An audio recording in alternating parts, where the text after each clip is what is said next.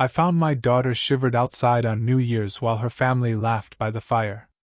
The windshield wipers fought against the December snow as I turned onto Maple Grove Drive, my heart lighter than it had been in months.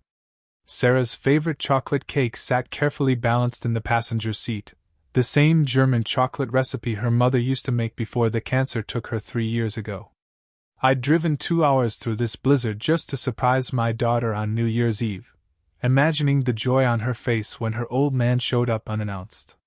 The Hartwell mansion loomed ahead, its colonial columns draped in expensive holiday lights that probably cost more than most people's rent.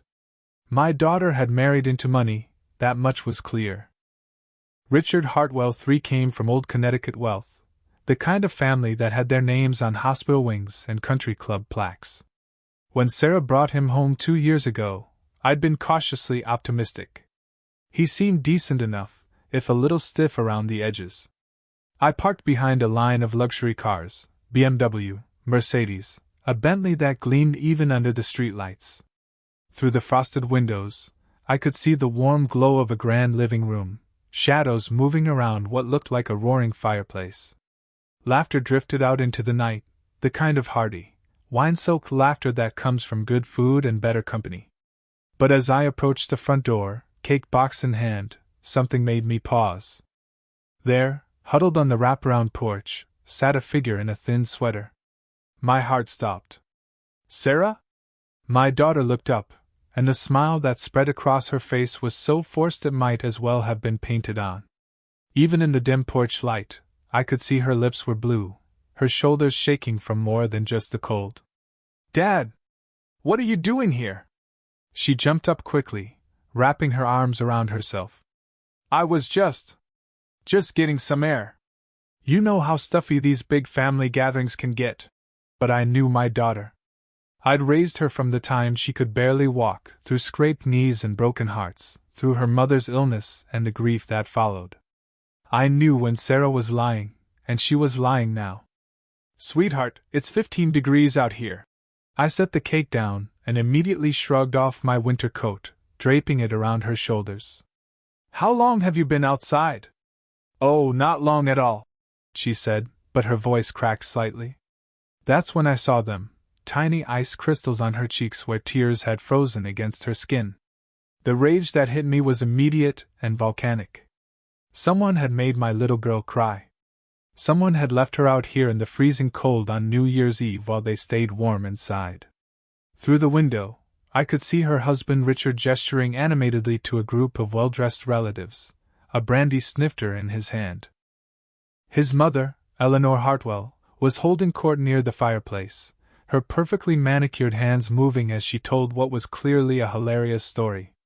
The whole scene looked like something out of a Christmas card, if Christmas cards featured families who abandoned their own on the porch. Sarah, honey, what really happened? She pulled my coat tighter around her shoulders and looked away. It's nothing, Dad. Really. I said something at dinner that rubbed Eleanor the wrong way. You know how it is with in-laws. Sometimes you need to step away and let things cool down. But I'd heard the laughter from inside. If someone was cooling down, they were doing it alone. What did you say? She hesitated, glancing toward the window where her husband's family continued their celebration. I suggested that maybe this year we could spend Christmas at our apartment instead of here. You know, start our own traditions? Eleanor said that was presumptuous, that family traditions exist for a reason. Richard agreed with her, said I was being ungrateful for everything his family has given us. The picture was becoming clearer, and I didn't like what I was seeing. So they sent you outside? No, Dad, it wasn't like that. I came out here on my own. I just needed some air, needed to think.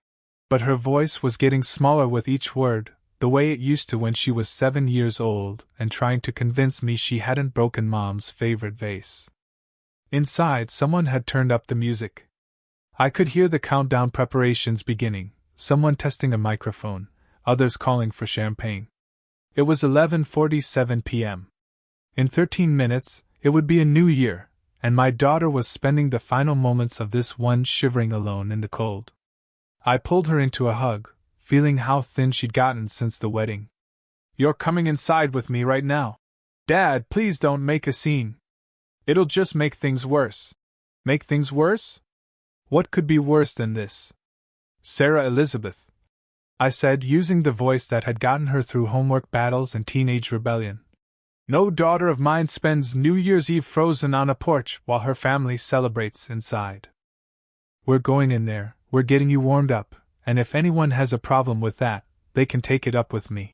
She looked up at me with those same green eyes that had melted my heart when she was born, and for just a moment, I saw my little girl again, not the subdued woman she'd become since marrying into the Hartwell clan. Okay, Dad. But promise me you'll be nice?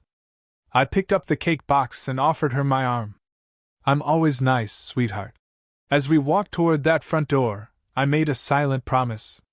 Whatever was happening in this house, whatever had put those frozen tears on my daughter's face, it was going to stop. I didn't know how yet, and I didn't know when, but it was going to stop. The laughter grew louder as we approached the door, and I plastered on the same fake smile I'd seen on Sarah's face moments before. Time to meet the family. The moment we stepped through the mahogany front door, the warmth hit us like a wall, not just from the blazing fireplace, but from the sudden surge of attention directed our way. It was as if someone had flipped a switch, transforming the Hartwell family from their private selves into gracious hosts. Sarah! There you are, darling! Eleanor Hartwell glided toward us, her silk dress rustling with each calculated step. She was a woman who'd clearly spent a fortune maintaining her appearance, perfectly coiffed silver hair, skin that defied her 60-something years, and jewelry that probably cost more than most people's cars. And you must be the famous father we've heard so much about. She extended a perfectly manicured hand toward me, her smile so bright it could have powered the chandelier above us. I'm Eleanor Hartwell, Richard's mother. We're absolutely delighted to finally meet you, Mr. Frank Morrison, I said, accepting her handshake and noting how she held on just a beat too long, as if she were appraising me. And thank you for having me. I hope I'm not intruding. Nonsense! Family is always welcome, she declared, though her eyes flickered briefly to Sarah's still shivering form. Sarah, dear, why don't you go freshen up? You look a bit windblown. It was a dismissal disguised as concern, and I watched my daughter's shoulders slump slightly as she nodded. Of course. Dad, let me take your coat. I'll get that. Richard appeared suddenly, his politician's smile firmly in place.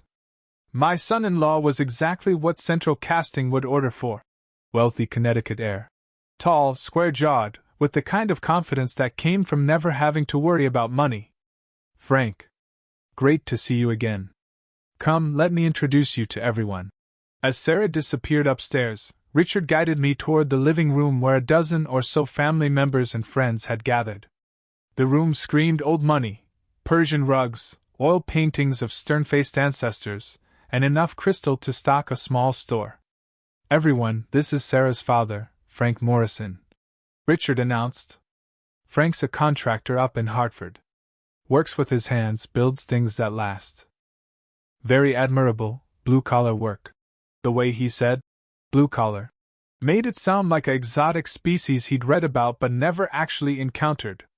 How wonderful, said a man who introduced himself as Richard's uncle, Charles Hartwell. We need more people who actually make things in this country. Richard here has been telling us about the family business, Hartwell Dynamics. Perhaps you've heard of us? I had heard of them, all right. More than they could possibly imagine. Can't say that I have. I lied smoothly. What kind of business? Oh, manufacturing, logistics, some government contracts. Eleanor waved her hand dismissively. Terribly boring stuff, really. Though we've been blessed with tremendous success. We've expanded into 3 new markets just this year alone.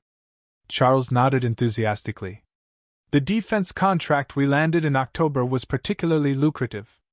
Our silent partner has been invaluable, wonderful man, though terribly mysterious. Never even met him face to face. All business through intermediaries. I sipped the brandy Richard had pressed into my hand and made appropriate noises of interest, all while a cold satisfaction settled in my chest. These people had no idea they were bragging to the very man who'd made their recent success possible. Sarah's so fortunate, Eleanor continued, settling into her throne-like chair near the fireplace. Richard could have married anyone. There were several lovely girls from excellent families practically throwing themselves at him. But he chose our dear Sarah. Sometimes love makes us generous in our choices. The backhanded compliment hung in the air like smoke. Around the room, I caught subtle nods and knowing glances. This was clearly a familiar theme. Where is Sarah, anyway? Charles asked, looking around. Shouldn't she be helping serve? The caterers left hours ago. I'll find her, Richard said, but made no move to actually do so. Oh, let her rest, Eleanor said with false magnanimity. The poor dear has been so busy lately. Although, Frank, you might mention to her that she should consider taking some cooking classes. Richard does love a home-cooked meal, and Sarah's attempts are. Well, bless her heart. Laughter rippled through the group, and I felt my jaw clench. These people were talking about my daughter like she was a charity case they'd graciously taken in. She's always been a wonderful cook, I said quietly. Her mother taught her well. Oh yes, of course. Eleanor's voice dripped with sympathy. Such a tragedy, losing her mother so young. Sarah mentioned she was. What was it? A teacher? A professor, I corrected. Literature at Hartford University. How nice, she said in a tone that suggested it was anything but. Sarah reappeared then, having changed into a dress that looked expensive but somehow seemed to diminish rather than flatter her. She moved quietly to the kitchen and returned with a tray of appetizers, serving everyone with the practiced invisibility of hired help. As I watched my daughter, my brilliant, funny, beautiful daughter, being treated like a servant in her own home, something crystallized inside me. These people had everything they wanted because of money I'd provided, and they were using that security to crush the spirit of the person I loved most in the world. The countdown to midnight had begun on the television, but all I could think about was a different kind of countdown, one that would end with the Hartwells learning exactly who they'd been taking for granted. At 11:58 p.m., I set down my barely touched brandy and found Sarah in the kitchen, mechanically loading the dishwasher while her family's laughter echoed from the living room. She looked up when I entered, and I saw something in her eyes that broke my heart, a dullness that hadn't been there before her marriage. I should get going before the roads get worse, I said softly. Of course, Dad. Thank you for coming. She dried her hands on a dish towel, her movements careful and controlled. And thank you for the cake. I'll save it for later. I pulled her into a hug, holding her longer and tighter than usual. She felt so fragile in my arms, like she might break if I squeezed too hard.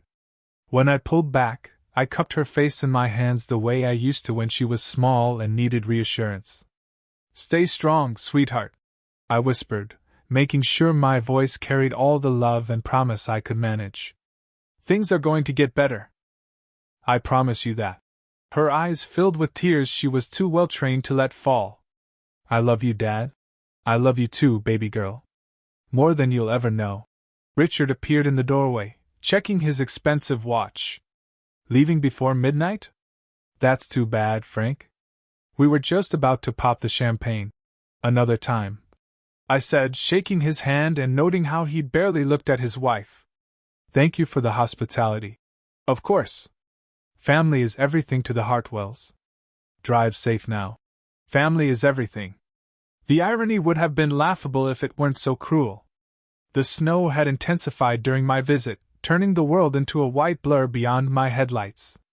I drove slowly, partly because of the conditions but mostly because I needed time to think. Every mile that passed brought more clarity to what I'd witnessed tonight. My daughter's hollow eyes.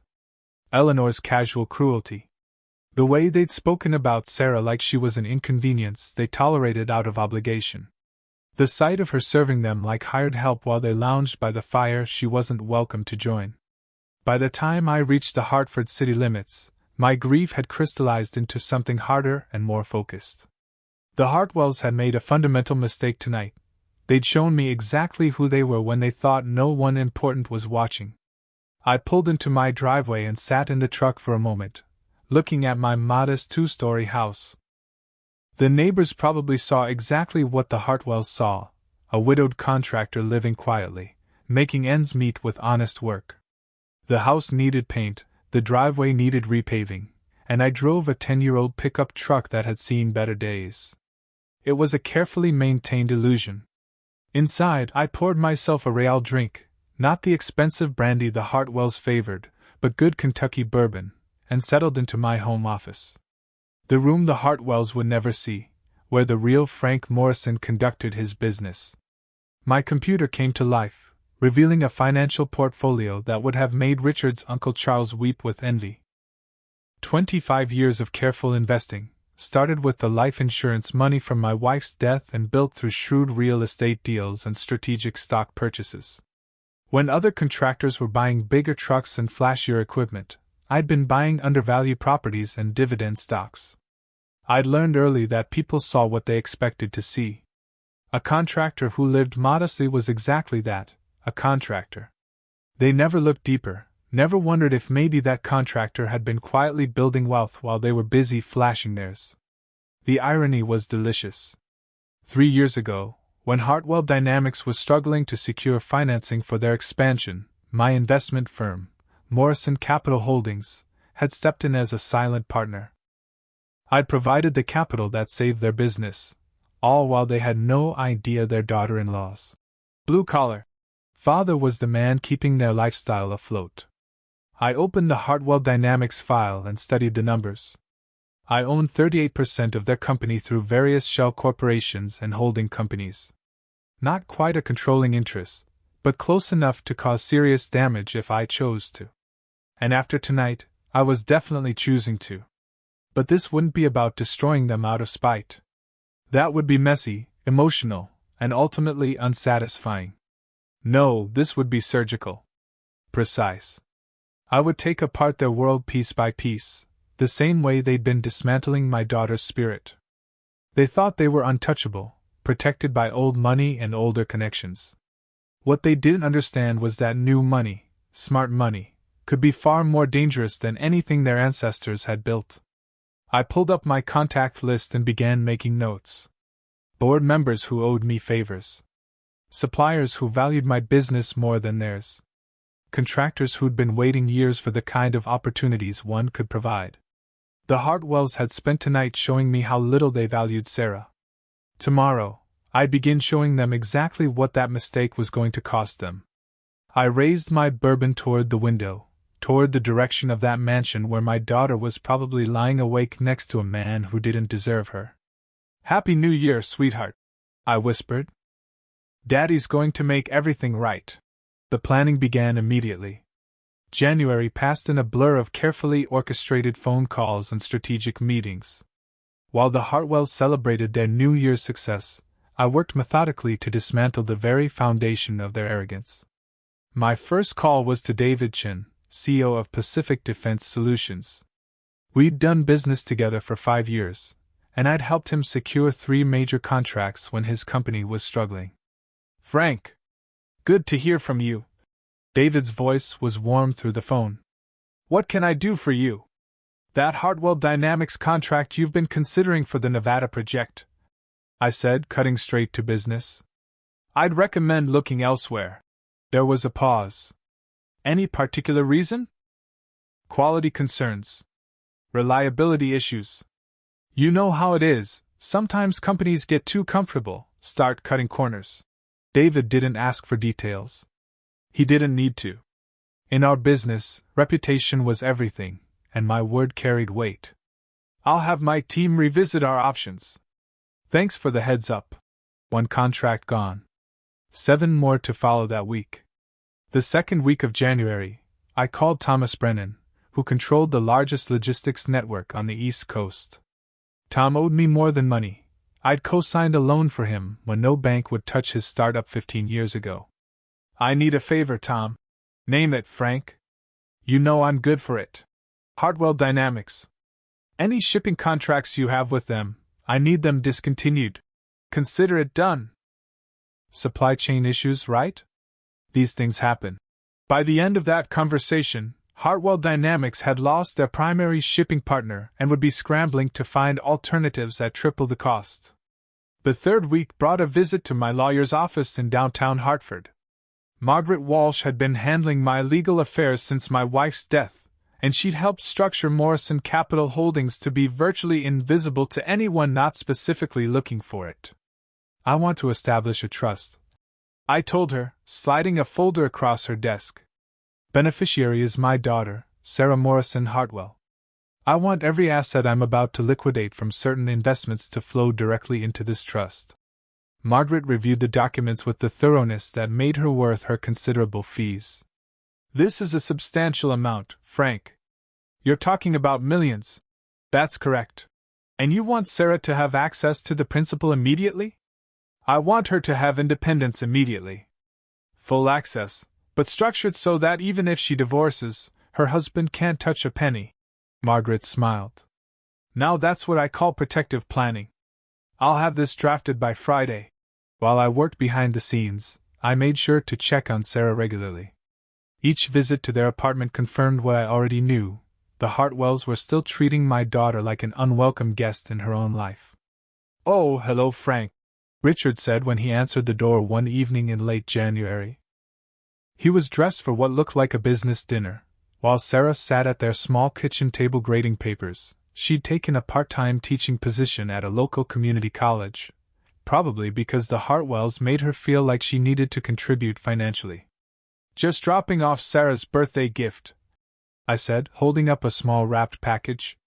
"Her birthday's not for 2 weeks," Richard said, checking his watch impatiently. "I know. I'll be out of town on business." Another lie, but a useful one. Sarah looked up from her papers, and I was relieved to see a genuine smile cross her face. "Dad! You didn't have to." "Of course I did. What kind of father would I be if I missed my little girl's birthday?" Richard was already putting on his coat. "Sarah, I'm meeting the investors at the club. Don't wait up." He left without kissing her goodbye, without asking about her day, without any acknowledgement that she existed beyond her utility as a housewife. After he was gone, Sarah and I sat together while she opened her gift, a simple silver locket that had belonged to her mother. "It's beautiful, Dad," she said, her fingers tracing the delicate engraving. "Your mother wanted you to have it when you got married, but I'd been saving it, waiting for the right moment. I think she would want you to have it now.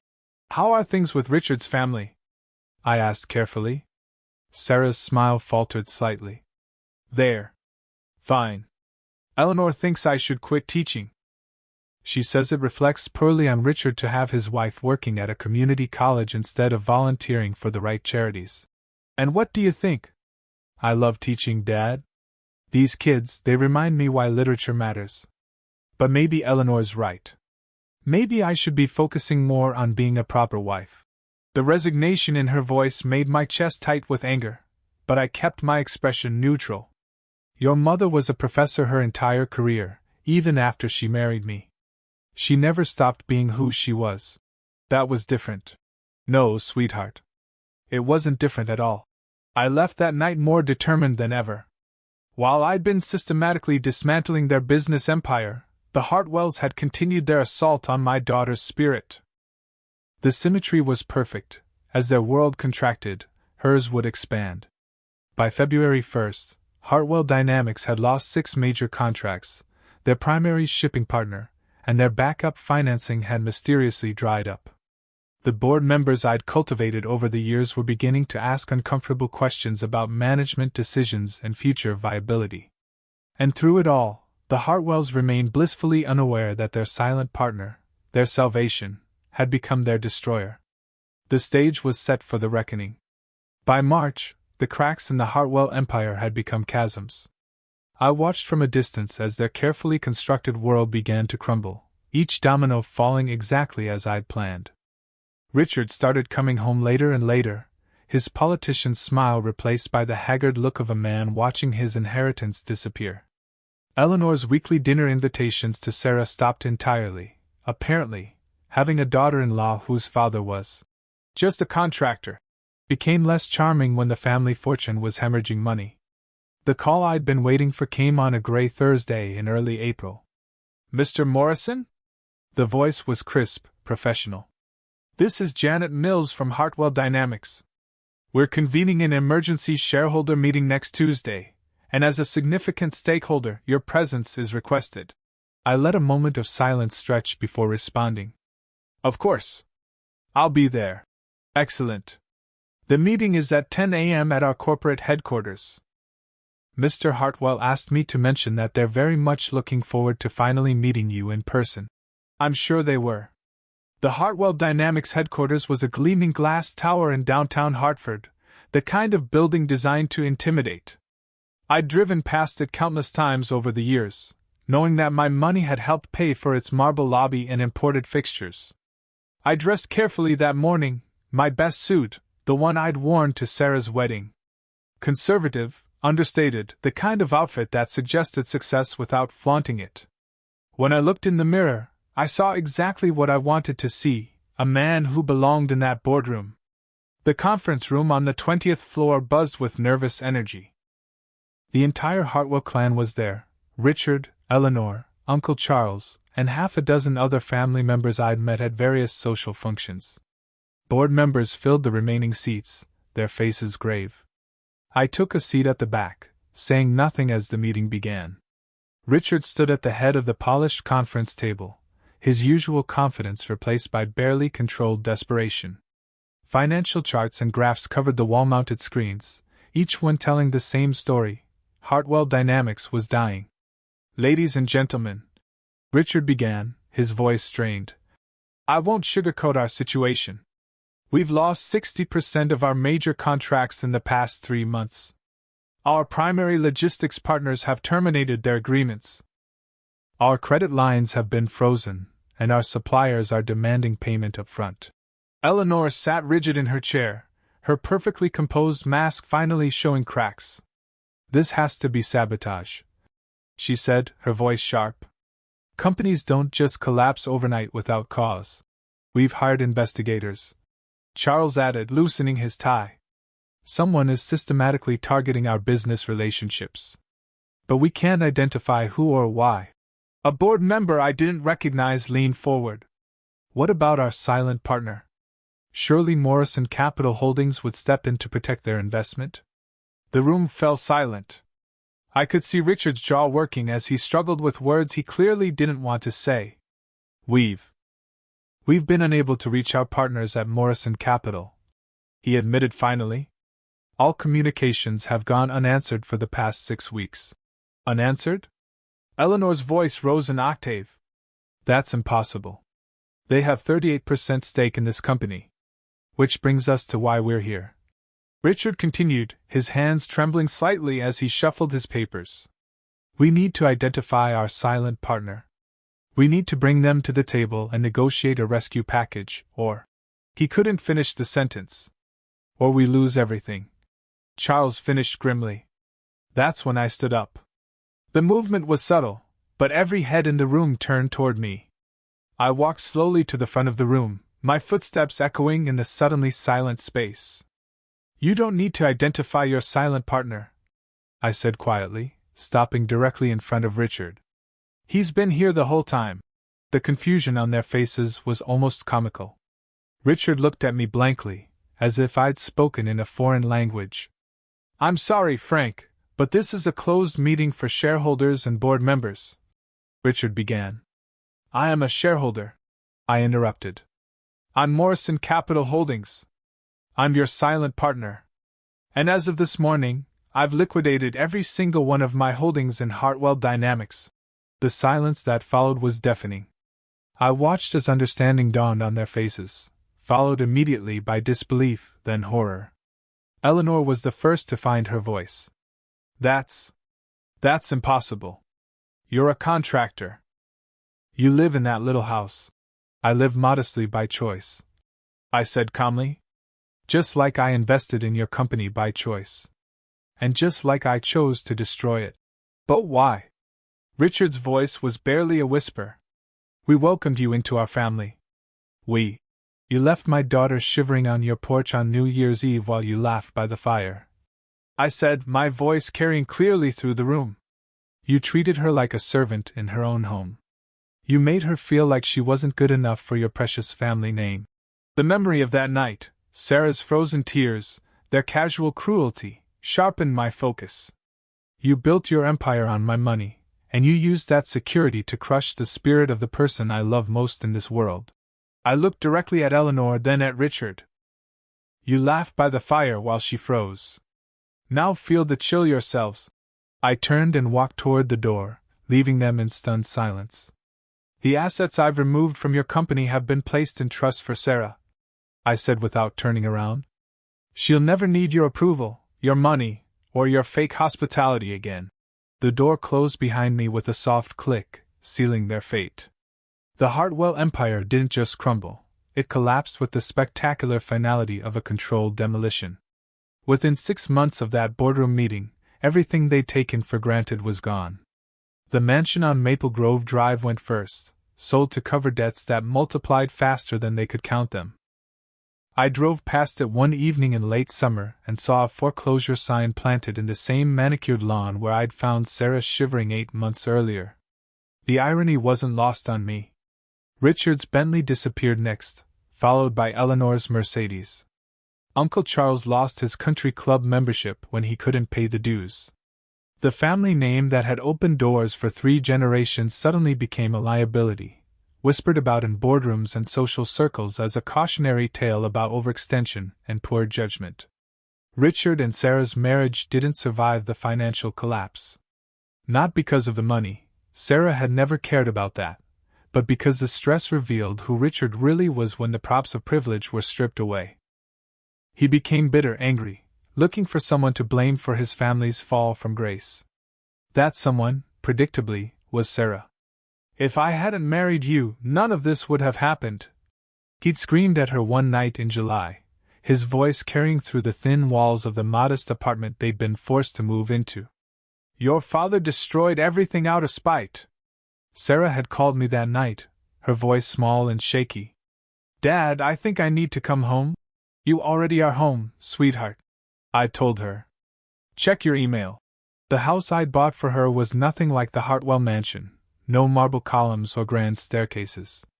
But it was hers, completely and legally, purchased with funds from the trust I'd established.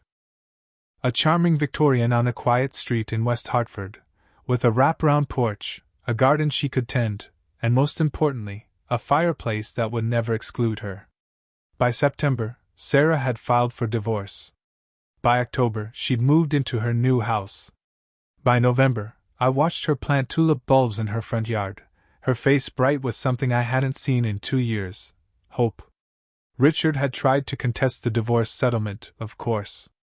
His lawyers demanded half of marital assets, not understanding that Sarah's trust fund had been established before their marriage and was completely protected from his claims. Eleanor hired private investigators to try to prove fraud or manipulation, but Margaret Walsh had structured everything perfectly. Every transaction was legal, every document properly filed. The Hartwells had no recourse except to accept what they never had to face before: consequences. On New Year's Eve, exactly 1 year after that horrible night on their porch, I found myself in Sarah's living room, helping her arrange logs in her fireplace. She'd invited a few friends from the community college where she now taught full-time, real friends who valued her for her mind and her heart, not her utility or her connections. I think that should do it, she said, stepping back to admire our handiwork. She was wearing jeans and a soft sweater, her hair pulled back in a simple ponytail. She looked younger than she had in years, like the daughter I remembered from before the Hartwells had tried to reshape her into their image of acceptability. The fire caught quickly, flames dancing cheerfully in the hearth. Sarah settled onto the couch beside me, tucking her feet under her like she used to do as a child during our movie nights. Dad, she said quietly, watching the flames, I know what you did. I kept my expression neutral. I don't know what you mean. Morrison Capital Holdings. The trust fund. The way Richard's family lost everything right after you met them. She turned to look at me, her green eyes bright with understanding. You destroyed them for me. There was no point in denying it. They hurt you. They did, she agreed. But you know what? I think I needed to see who they really were. Who Richard really was. If things hadn't happened the way they did, I might have spent years trying to be someone I'm not, trying to earn love from people who were never going to give it. Outside, we could hear fireworks beginning in the distance. Midnight was approaching, and with it, another new year. Do you regret it? I asked. Sarah considered the question seriously. The marriage? Yes. But not because of what I lost. Because of what I almost let them take from me. She reached over and squeezed my hand. You gave me myself back, Dad. You gave me freedom. As the countdown began on her television, I realized that revenge had never really been the point. Destruction had just been the necessary first step. What mattered was what came after. Sarah's laughter filling this warm room, her confidence returning day by day, her future stretching ahead without anyone else's limitations defining it. 10, 9, 8, the crowd on TV chanted. 7, 6, 5. Sarah joined in, grinning at me. 4, 3, 2, 1. Happy New Year! As fireworks exploded across the screen and Sarah hugged me tight, I understood something I hadn't quite grasped a year ago. Revenge wasn't about destruction alone, it was about balance. About ensuring that cruelty had consequences and kindness had rewards. Sometimes karma just needs a silent hand to guide it. And sometimes, the best revenge is simply giving the people you love the life they deserve.